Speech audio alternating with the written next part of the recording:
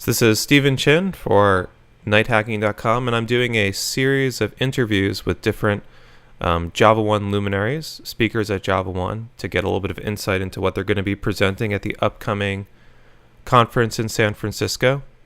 JavaOne San Francisco, September 22nd through September 26th, and it's the premier Java conference in the world.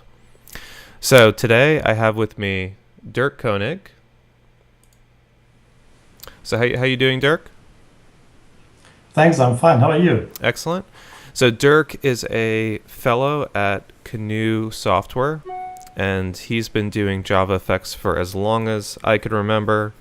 Is one of the folks behind the Groovy Effects open source project. Recently started OpenDolphin, which is a open source data binding framework for Java effects. What else am I forgetting here, Dierk?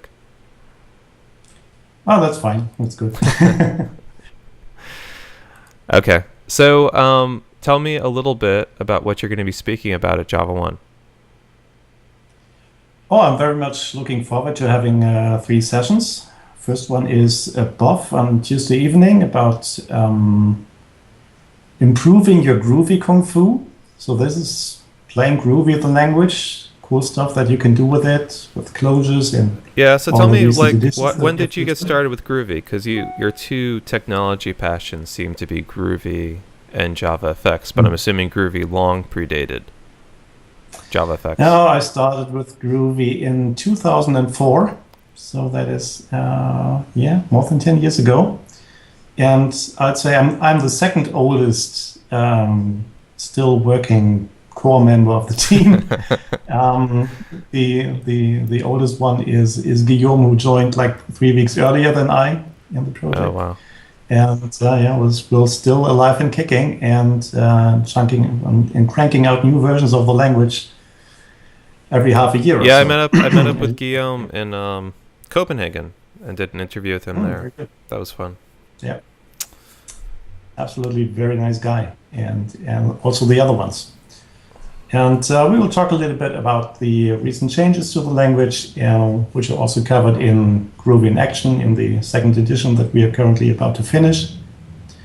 I'm afraid we will not make it for JavaOne.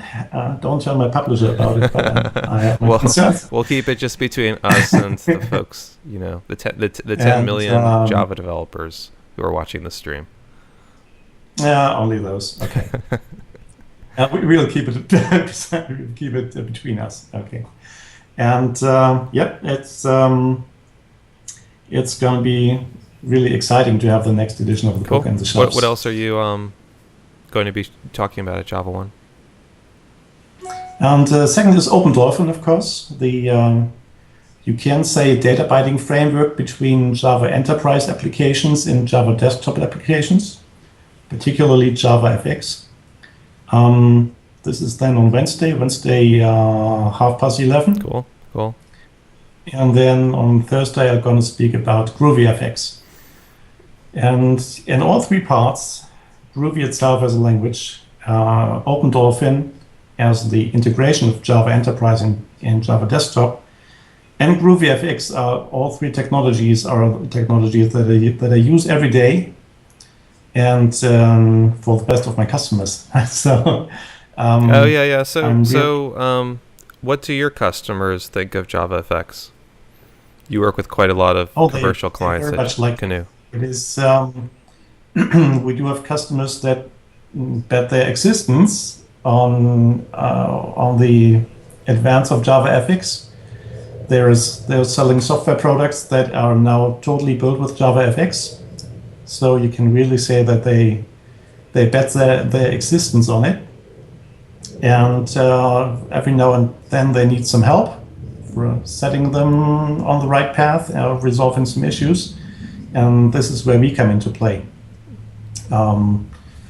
Me mostly for the architectural, if you want, view on it, the UI engineering part of it, and then of course the famous Han Solo, Gerrit Grunwald from König. Oh yeah. I just chatted with him a couple days ago and did an interview with now Java champion Gerrit Grunwald.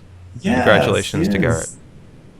Yes, congratulations, Oh, Garrett. Garrett's You very actually much he's on the live stream as well, so we can officially give him his applause. Congratulations, Garrett. yeah, very good. And we'll buy him a drink when he comes to San Francisco. And we even have a second Java champion at Canoe, Andres Amirai Oh, yes, Andre. of Griffon fame. Yeah, tell him to respond to my meeting invite to come on an interview. Ah, yes, I will do. I will do. He's busy finishing the next version of Griffon, of course. 1.4. All right, well that's important. We'll let him off this time. Yeah. Okay, so I asked the folks on the stream for some things they were interested to hear about, and one of the things Jim Weaver was interested was he wanted to know how you come up with the inspiration for cool ideas like Open Dolphin, Abacus, Groovy Effects, all the different new and interesting things you're working on. If I only knew. I mean, I have really no idea how the ideas come to me. Besides, most of the time it's really from the customers. It is a customer demand. They have a certain issue, a certain idea, a certain requirement that is not that we cannot quite exactly resolve at the very same second, and then this kind of nags on me, and I fiddle around this with me all day and night, and I'm pretty sure my family, especially my wife, doesn't like it if I sat there and it goes like this, and I have it in my mind, and I cannot just release it until I have it. And particularly with Open Dolphin. I mean, Open Dolphin is something that we have. It has a structure that we have built over and over and over and over and over again in so many projects that we said we need some way of extracting this into one small library. Yeah. And we tried it the first time and failed, and tried it the second time and failed. And it really took some really cool decisions, and particularly the help of Andres Amirai, to come up with a solution that we are now absolutely confident that this is the way to go. Wow. So a lot of it comes through, what you're doing for clients, and then, nice prodding from your coworkers and family to get the good ideas out. Yeah. Is that your official? Exactly. Is that your official thinking lab there? We're getting a shot of your very nice wooden. This is my room here. There's the Jack's Innovation Award for Groovy hanging on the wall. So in 2007 we have won the European Innovation Prize, and there is Leonardo da Vinci. Another great thinker. A picture of him, and he's my favorite. He's my hero. So this is standing on my shoulders here, so to speak, as it comes from the camera, and they're kind of whispering in my ears while I program. Nice. Yeah. Okay, so Jim's wondering, and we're actually going to show a little bit of your 3D application in a sec. What's your thought on 3D user interfaces? Yes, I mean, a lot of people say that, what should I do with 3D? And I have no use case. And why do I need a 3D world experience where some forms are good enough? And that may be the case for many applications. But when it comes to productivity apps, and that's what we are talking about with JavaFX, we are not talking about things that you can easily do on the web, like having a few forms. But we are talking about something that really drags the user into the user interface and makes him feel like he is in this world. And this is where 3D comes really handy. And if you think about it, many applications go to a large extent trying to do something that looks 3D but isn't 3D, and then you do like all kinds of gradients and shading and so on, which you don't need to do if you model it in 3D world. Yep. So there may be, I'm pretty sure that we're just not used to programming in 3D. But there always needs to be a few pioneers in this, and I consider myself a pioneer, and it's so much fun that I just hope there's going to be more use cases for it. And we see it with our customers. And there's customers in the logistics industry, the Nevis application that we have shown at the last JavaOne keynote. So I brought the factory floor up app in the background, and I'm just letting it play. So okay. Describe a little bit about what the use that, case was for this application which you built with OpenDolphin. Yeah. So the factory floor is based on experience that we have done in the industrial world. There really is, it's not particularly a factory floor, it's a bit different, but you can see it as a factory floor. And there's so many machines and engines that have to be monitored that, and they're all sending sensor data like crazy. And you like to have a view where they are and whether they have problems or whether they need some hand holding or whatever. And this view lets you explore that space as if you could fly through your factory. Wow. With the various floors. And you can pick ones and that you're interested in. If you see that any of those has a problem, and just you can pick drag one, them out, get more information. Get more information. And the whole application is running on the server. It's an enterprise application. That's the cool thing, because they already have all these enterprise applications. Huh? But they would like to have the best possible visualization, and that is JavaFX and is even 3D if you want. Nice. Very, very impressive use of JavaFX. This is 3D. really about this combination. Unfortunately, for most of our applications that are this way, we do have to sign NDAs, and we are not able to show the code, not even showing screenshots of it.